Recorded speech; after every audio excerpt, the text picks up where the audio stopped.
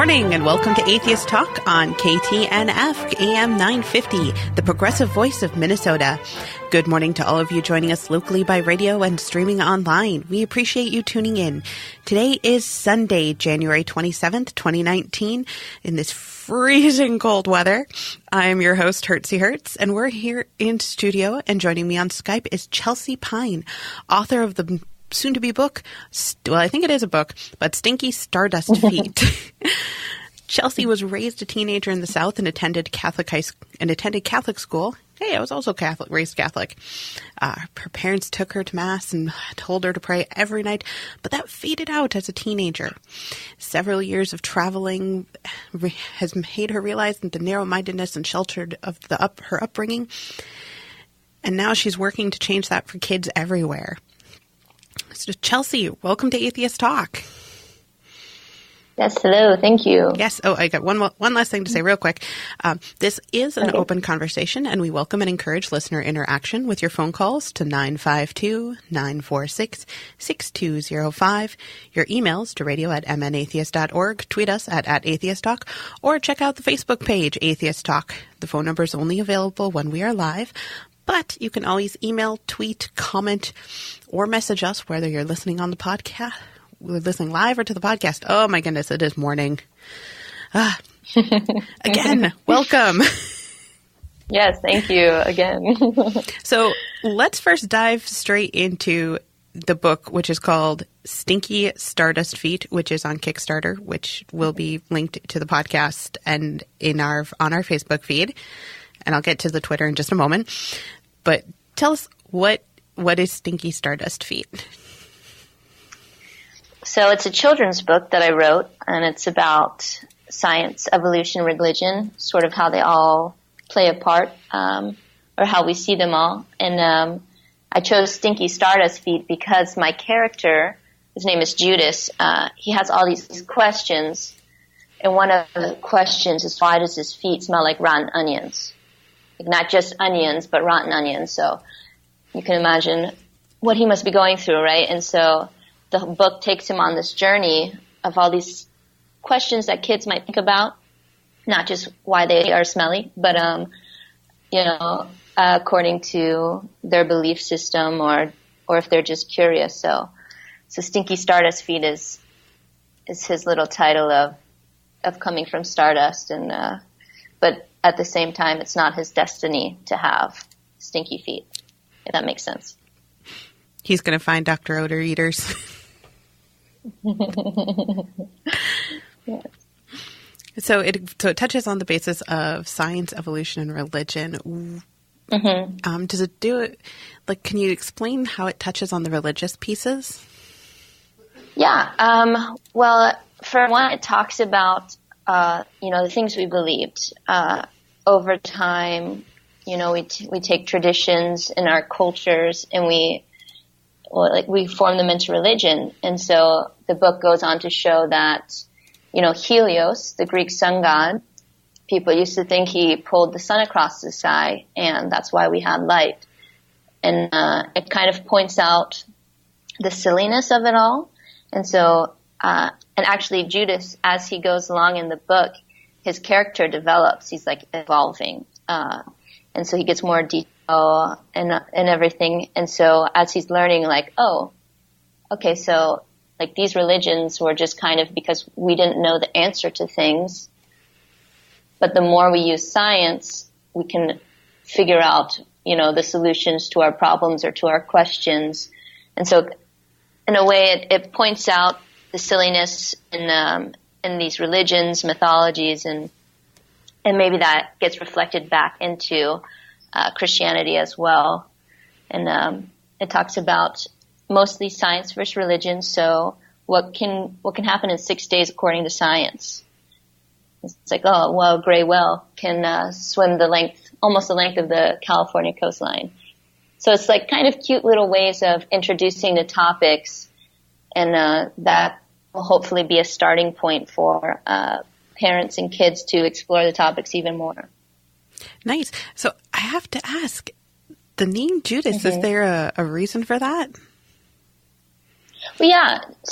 Well, one, Judas, I like the name. I think it's a really nice name. It is a good name. It's just one of those I was like, wait a minute.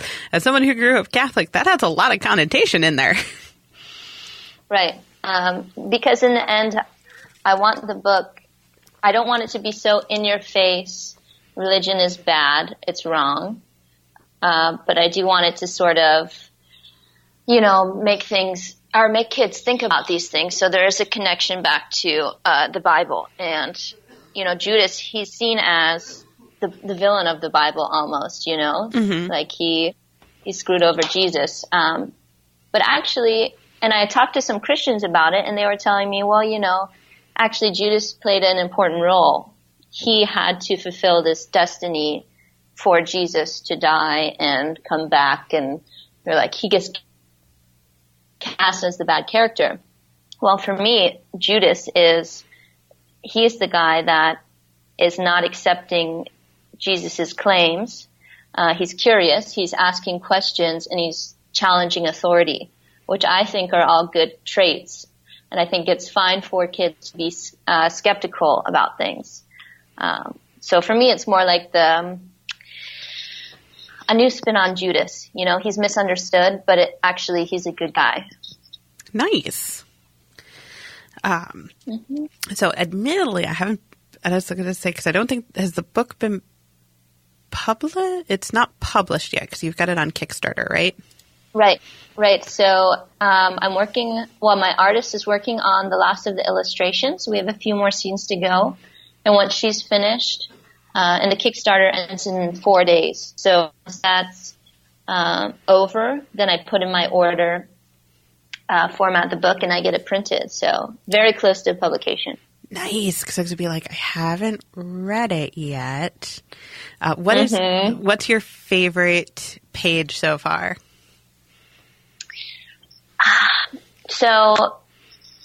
That's a tough question.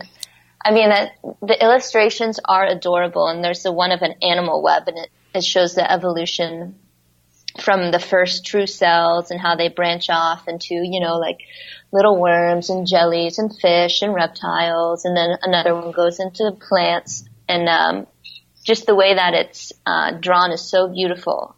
But there's many of my scenes are funny. So the character is doing really silly things. Basically, at the end of the book, he uses the scientific method, and he figures out he needs to wash his socks. That's why his feet are so sticky. It's about personal hygiene, right? So it's like pretty simple. He has this huge problem. This is a big problem for him. But in the end, it's like, we just have to follow these steps, make some observations, conduct an experiment, wash your socks. And I like this scene because, the whole book, he's got these little stinky feet, but here he takes off his shoes and his socks and his feet, and he puts them all in the washer. And so he's like washing his feet. It's just like a silly little cartoon, but, just about in every scene, there's something a little funny going on. Mm-hmm. And I work with a girl here. I tutor her, and so I have her read through it, and she's been pointing out all the little funny things that I was hoping she would find, but also some things that I never realized before, and to see that is really cool. So it's a good a test subject, I guess you could say, that kids are enjoying it. So oh, absolutely. Yeah, I'm excited. I also like that it kind of gives it a little bit of an Occam's razor, because one of the ideas is the simplest solution is usually, I mean, not always, but usually the most right. And it's like, it's nice to have that thing. He goes through all this, and it's like, well, you just need to wash your socks. Oh, yeah, you exactly. learned a lot more. It's so obvious. Yeah. You've learned a lot, which is great. We had to take him through the Big Bang to discover that he's been wearing the same socks for 2 weeks. Oh, that's so wrong. Well, he's a boy, Sometimes time flies, so. True. Well, and I would say they're a kid. Yeah. I wouldn't be surprised if I had done something like that as a child. Yeah. Yeah, I think we've all been there. But yeah. Great. let's see here. Sorry, I'm looking through the email that you sent me earlier, too. Mm-hmm. So, see, I don't want to talk about your past just yet because we have a commercial break coming up in about a minute and a half. Okay.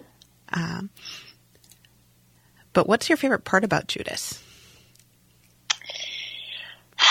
Well, he's a skeptic, and I think he's, through the whole story, he's like, this makes no sense. And then he learns information, and he's like, and the narrator's telling him, oh, you come from Stardust. Like, this is really special, actually. And so he's like, oh, I'm a star. And he, like, just becomes this kid with this big idea. And I don't know, you see it in him that he's got this curiosity, but at the same time, he's like, he's not taking it all for granted. And, he's challenging her, which is what I want kids to do. Not just take everything as fact because they hear someone powerful or popular make this claim. I want them to challenge it. Yeah. Awesome. Well, please do stay with us through the break. We'll return to Atheist Talk with Chelsea Pine talking about Stinky Stardust Feet. I'm Hertzie Hertz. You're listening to AM 950 KTNF, the progressive voice of Minnesota.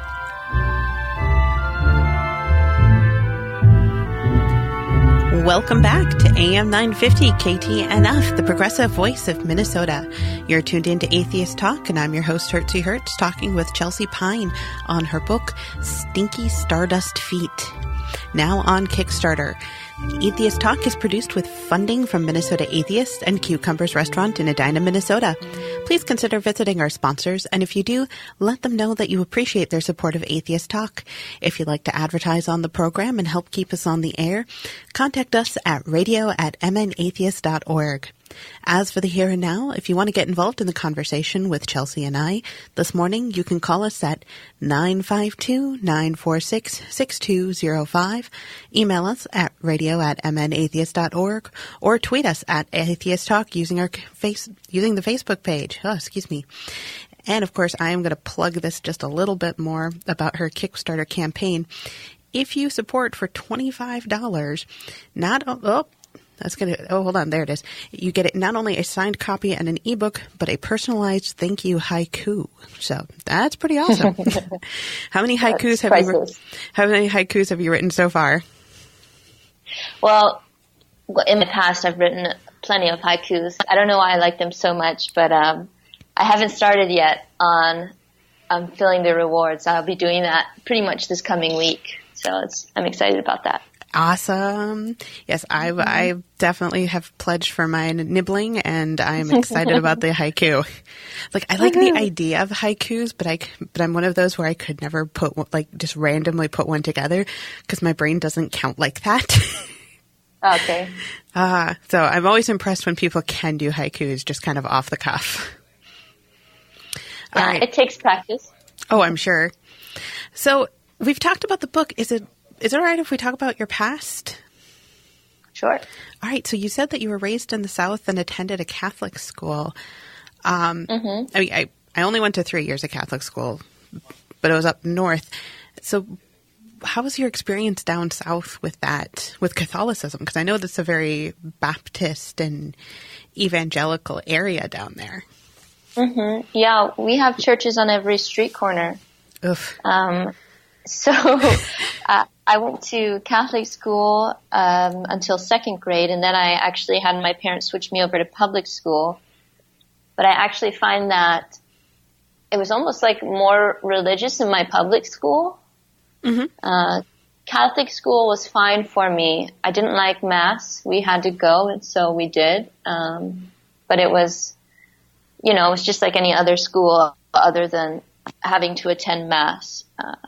But then I went to public school, and then I went to a public high school, and I actually got really involved with like young life and Bible studies and that sort of stuff. And that was very popular where I was from, so it was almost like that's the route you had to go, I guess you could say. Well, you didn't have to, but everybody did it and you wanted to be like everybody else. So you should do it too. So what was there like a particular nugget that just started turning into, hey, wait a minute, something's up? Well, not through high school. I really enjoyed being in that little community I had. But it's funny because I remember being in these Bible studies and people, talking about what was on their hearts and what Jesus has done for them. And I'm like, like I couldn't connect, So it was really strange for me. Like, what am I missing? Like, mm-hmm. I'm praying too. And, I prayed every night and I thought that's why I had such a good life. It's because I prayed. And then I stopped praying and nothing changed. And then I realized I've just been lucky in the sense that I had good parents. I had a good society where, it was an easier life for me. And I have a good life today because I make my own decisions. And, but I stepped away from the religious side after college. At college, I was sort of on the edge, but when I started traveling, and when I started reading books, reading and traveling is what really opened my mind to things. And being in different cultures from, I lived in Europe for a little while and lots of atheists there. And so that was a real awakening. And I went to China and also many atheists in China. So it started like building up like, wait a minute, why do I think that my town, that the people who believe in what they believe there are the ones who are right how can everyone else be wrong? Sort of.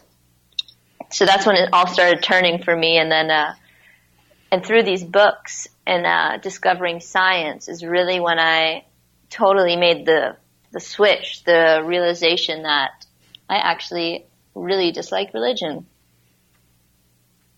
Nice. Which out of the books, which was your favorite? My favorite, I'm not sure. I like Richard Dawkins, so the whole, like God is not real. I like Sapiens. I can't pronounce the author's name. Do you know the book I'm talking about? Oh, it sounds familiar. Hold on. You keep talking and I'll Google it real quick. Okay. It's like a bestseller. It's incredible. The author's fantastic, but The God Delusion by Richard Dawkins.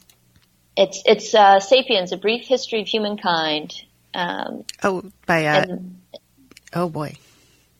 Yeah, it's like Yuval Harari, I think. But that book is incredible. I read like Bill Nye's book too. And also a lot of Ricky Gervais. I think he was a huge inspiration for me. I think he's one of the most brilliant, like actors, but also he is so incredibly smart. If you actually listen to his stand-up, you can see it. His brilliance just like shines through. Nice. Another good comedian that I like is Patton Oswalt. Oh, I don't know him. Oh, he's slightly lesser known than Ricky Gervais, but very, very funny, very well read, very irreligious. Yeah. You said his name was Patton Oswalt. Patton Oswalt. Okay, I have to look that up. Yeah. Admittedly, I'm also a huge geek, and so he's also a big geek, so that also connects. Like I think one year for Halloween, he paired up with, oh crap, what's his name? Adam. He's on the Mythbusters. Okay. Adam from Mythbusters. But they paired up and they did a Doc Octopus costume because his kid wanted him to be Doc Octopus. That's cool. Yeah. Check him out. Patton Oswalt. Patton Oswalt, yes. Cool. So, So which out of the places that you were talking about, which was your favorite to visit? As far as traveling, Mm-hmm. Gosh, that's hard. Maybe Norway. All right. Well, we will learn more about her trip to Norway and more about Chelsea and Stinky Stardust Feet after the break. Please stay with us. I'm Hertzie Hertz, and you're listening to Atheist Talk on KTNF AM 950.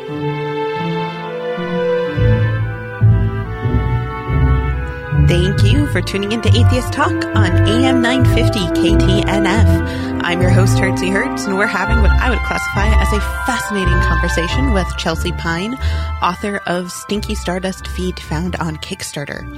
If you'd like to get involved in the conversation with Chelsea and I this morning, you can call us at 952-946-6205, email us at radio@mnatheist.org, tweet us at @atheisttalk, or check out the Facebook page, Atheist Talk. There is some housekeeping I need to get to real quick. I want to note our group of dedicated volunteers and the generous donations of you, our listeners. You help keep Atheist Talk on the air and in podcast form. We don't have a donor of the week this week or new patrons, but if you want to help us with the donation, please do consider us doing so at our Radio Fund page or our Patreon, where you can get extended interviews at www.patreon.com/Atheist Talk. Minnesota Atheists is a 501c3 tax-deductible organization. We couldn't do the show without you, and we deeply appreciate your support. Music for for Atheist Talk is by composer and member Brent Michael Davis and is used with permission. Please note, all opinions are of the guest and host only and do not necessarily reflect those of the Minnesota Atheist Organization. Now, with that relevant information out of the way, let's get back to our conversation with Chelsea Pine, author of Stinky Stardust Feet. It's like every time I'm like, Stinky Feet, Stinky Feet. That's all good. So, yeah. Do you want to walk us through the process of getting your book, like, from the idea in your head into, like, the actual Kickstarter? Sure. Well, I wrote this book about a year and a half ago, and it was originally called God is Real, Lee Just a Made-Up Dude. So I wrote it to be very funny in a book that adults would like, specifically atheists, because some of my jokes in there and my sense of humor was, like, I watch a lot of Ricky Gervais, so you can imagine it's that sort of book. But then I took it to a writing conference, and I had people there critique it.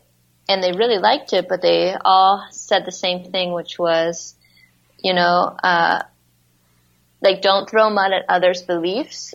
And so I, like, toned it down a lot and sort of made it, not so anti-religion, but more like, oh, look how silly we were for believing in mythology. And so I made some changes to it. So now it's more of like really everyone could appreciate the book, because it's really hard to deny the science that it talks about.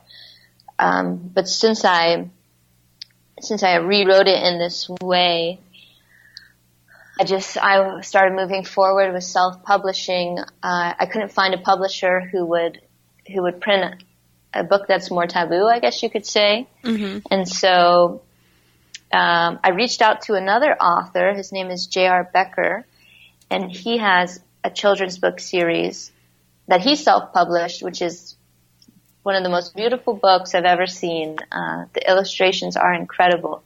It's called Annabelle and Aiden. And I literally just wrote him an email telling him how impressed I was. And then he called me and basically coached me through on making Kickstarter, how to do it. So it was incredible having him be there for me. And sort of, I would have never thought to make a Kickstarter, but in fact, it's incredible for marketing and just for getting an idea out and all that. So over the past few months, I was taking, like, their videos on the page. So I took like 70 videos because, I can never get it right. I'm not a very good actress. So for the past few months, I've just been making this whole other project out of the book. So it's a lot of marketing, but it's finally complete.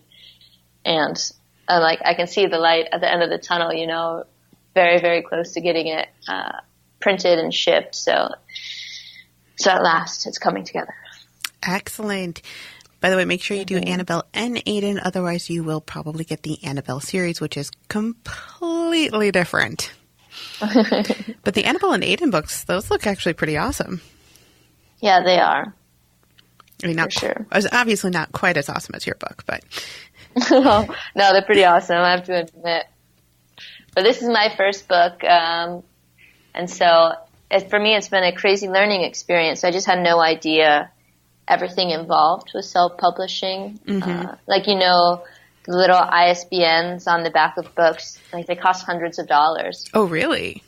Yeah, I'm like, what? Like, I had no idea. Like, the barcodes cost money, and it's just like so many little things you have no idea about. And then it's like, oh, wait, why did I get into this? But I've learned so much. So if I do continue writing books, then I'll have done all the dirty work and it'll be much easier the second time. But so far, it's been a really incredible experience.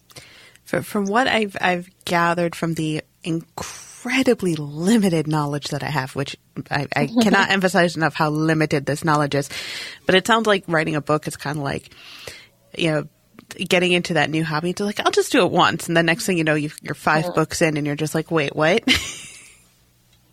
Yeah, I'll see it. We'll see how much energy I have after this one. I didn't realize it would take over my life. But it's been it's been awesome. It's exhausting getting a book out there, but maybe once I have the process down and I know the ins and outs, you know, children's books, that's a cutthroat industry. That's what I've heard. It's not very child friendly. It's really tough to make it. And so luckily I can self-publish, and that's one way I can get my work out, but it just takes so much time to build up momentum and to get noticed, you know, so, but it's happening and I'm going for it. So yeah. And I was going to say the Kickstarter looks like it's doing pretty well. Granted, that doesn't mean that our listeners shouldn't totally go out if they know somebody who's, you know, going to have a kid or has kids or they have kids. I'm sure you know a kid. Everybody knows at least one. Yeah. But I wanted it to be a book because I read a lot of children's books when I tutor kids. And some of them are really funny. And for me, I so appreciate that. So I know that parents are going to be buying the book. And I want them, if they're reading it with the child, which I hope they do, I don't want them to be, you know, like pulling out their hair. They should enjoy it too. So I'm sure that anyone who reads it will get a kick out of it.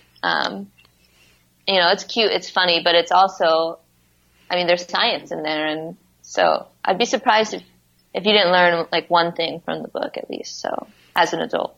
Well, I was going to say, I mean, just the little bits and pieces that you have on the Kickstarter, I'm like, I did not know a gray whale could travel that far in 6 days.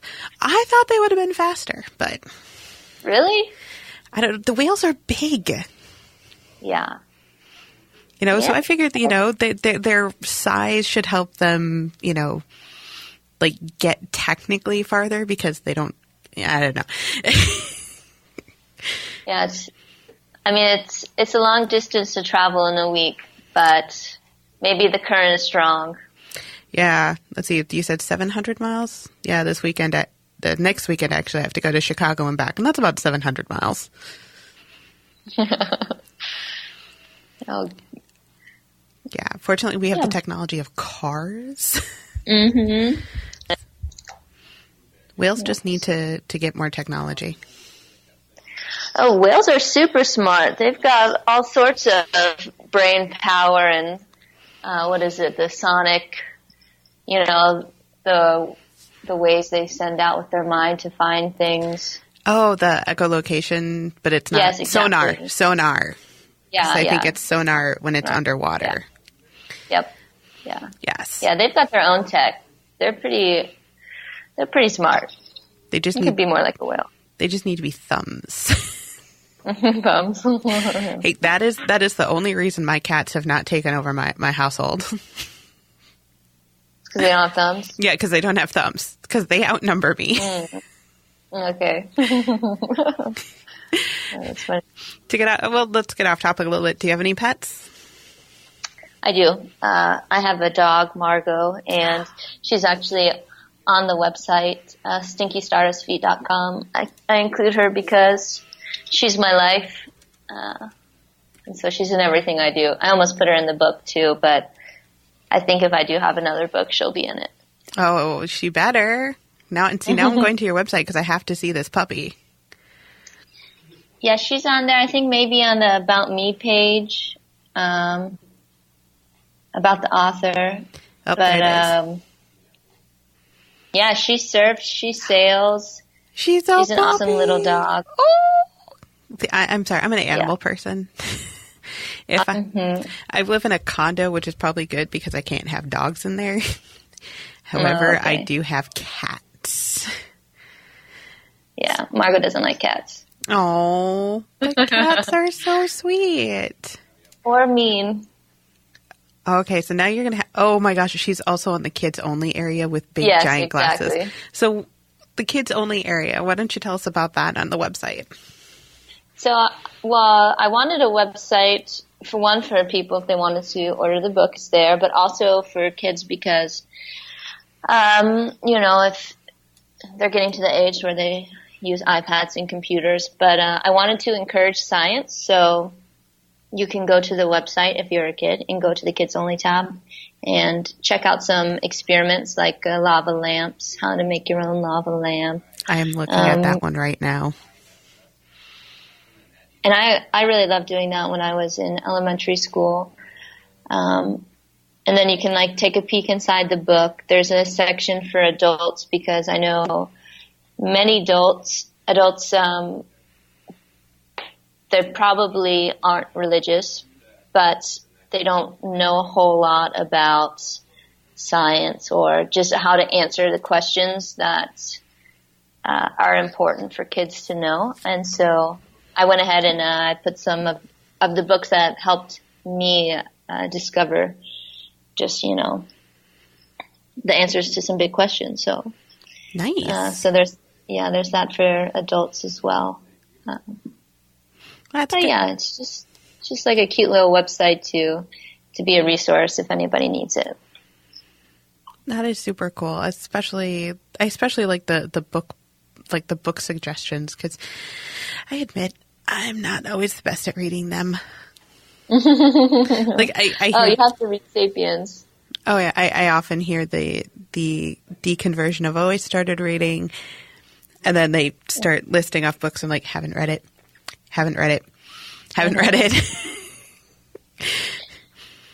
I mean, there's so many books though, and so little time feels like.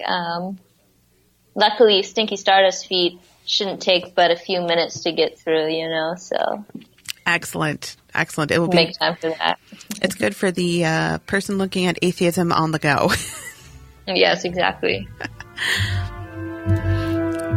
Well, we will be back in just a moment. Please stay with us.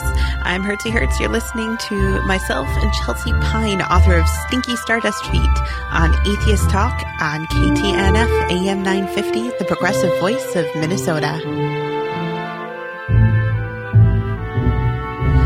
Welcome back to AM 950 KTNF, the progressive voice of Minnesota. You're tuned in to Atheist Talk, and I'm your host, Hertzy Hertz, on this cold, cold day in studio talking with Chelsea Pine via Skype. This is our final segment with Chelsea, and if you're curious about Minnesota Atheists, you can check out the Minnesota Atheist website. We have previous episodes. You can browse articles, book reviews, peruse a calendar of upcoming events. You can also sign up for the Atheist Weekly email, which lets you know which gives you links to upcoming events. We always have a ton of activities going around the Twin Cities and the outlying suburbs. For example, we have our Dinner with the Board coming up on April 14th, and I know that in June we're looking at also doing a End of the World party. So start getting your thoughts on for that. It is going to be awesome. and I have been helping with the menu for the dinner with the board, and it is going to be mouth-watering. It is so good. It's also a great chance to have a conversation with board members. If you enjoy the show and all Minnesota Atheists has to offer, consider becoming a member of Minnesota Atheists while you're on the website. Membership has some great perks. Check out the hows and the whys on the website. And now back to our conversation with Chelsea Pine, author of Stinky Stardust Feet. Welcome back, there Chelsea. Thank you. So I have to admit, I've actually run out of questions. Is there anything you just want to talk about? Sure. So I can just tell you kind of why I decided to write the book, and you've probably seen it too, but I find that everything on Facebook, especially being from the South, so, I've got all these people sharing things on Facebook about, how to justify things with religion. And I think that for me, a big proponent of writing this book has to do with the environment, because I want kids to really care for this earth. And it's the only one we've got. It's not a gift from some guy, that we can do whatever we want with. And so for me, seeing all these posts on social media about denying that, like the water, the sea temperature is getting warmer and the corals are dying or whatever it may be. I actually am going to ask you to pause on that. I'm so sorry, Chelsea, because we actually have a call from David in San Francisco. Oh, hey, morning. Yeah, I hate to interrupt. She was getting on a good point there. Maybe I could tie to it. As you are probably well aware, there are people in the religious right who are almost apocalypse groupies. Yes. They just love the idea that the apocalypse is coming, and that, we should almost welcome it. It's bizarre at every level of it. And the idea that they're intentionally ignoring it is almost it's almost psychological mismanagement. Somebody has intentionally created a schism in all of the old established churches about, being stewards of the earth. Instead of being stewards, they say we should welcome the apocalypse and make slaves out of the angels to clean it all up. So I'm just wondering if, you or any of your guests are familiar with these apocalypse groupies and what it's going to take to turn them around. So actually, I have a morbid interest in things like cults and such. There's a podcast called Cults. It's on the Parcast Network. Definitely suggest it. And they study a fair number of these, and honestly, I don't know if there is a way to get them out, because a lot of these apocalyptic ideas do kind of go into a very cultish area. The more you bring evidence and such to them that this may not be correct, usually the harder they dig in with their heels. Though I think, David, if you want to message us at radio@mnatheist.org, I would love to do a show about apocalyptic such. Sure. All right. So yeah, send us a message and I'll get back to you. And I know we're booked a little bit, but maybe we can match it up with our end of the world party. All right. Well, thank you for calling, David. All right. Good week. And let your other guest finish up that point, because absolutely. We're out here by the Pacific Ocean, and we can't stand much more of this pollution. No, and that ocean is creeping up. Yeah. All right. Hey, thanks again. Thank you. Chelsea, if you want to finish. Yeah, so for me, the environment was, and the evidence surrounding it, for me, was a big proponent, because I always see people denying evidence. So I'm like, how can you deny evidence, and then how do you believe in the lack of evidence? And for me, that's so twisted, and that's really why I want to see kids who look for evidence, and that they can tell a difference between a claim, just this is what this person says, but if they can't prove it or if they can't back it up or show any sort of evidence or anything like this, then maybe we should not agree with them, or we should do a little more research before we decide if we are on which side do we fall. And so that was a huge ordeal for me, is that the kids need to be more informed about who they listen to and how they get their information. I see it all over the news, exaggerated stories, lies left and right. Just, I want kids to be able to tell a difference and to be skeptical, challenge authority. That's basically it. Yeah. Absolutely. There's a lot of stuff that goes out there too that's just unscientific. Like when somebody says, "Hey, I found the cure for cancer," it's coffee, kale, coffee. And not to say that kale isn't bad, it's just not going to cure cancer. Yeah, and so exactly. Yeah, I think an idea for a potential second book then would be how to take that research and understand claims. Well, this book touches on the scientific method, with his feet and his stink. But I think it could spin off of that and go even further for some older kids. Oh, yeah. But the end of the book is pretty much, and it's really cute how it's all about encouraging the reader to be proactive.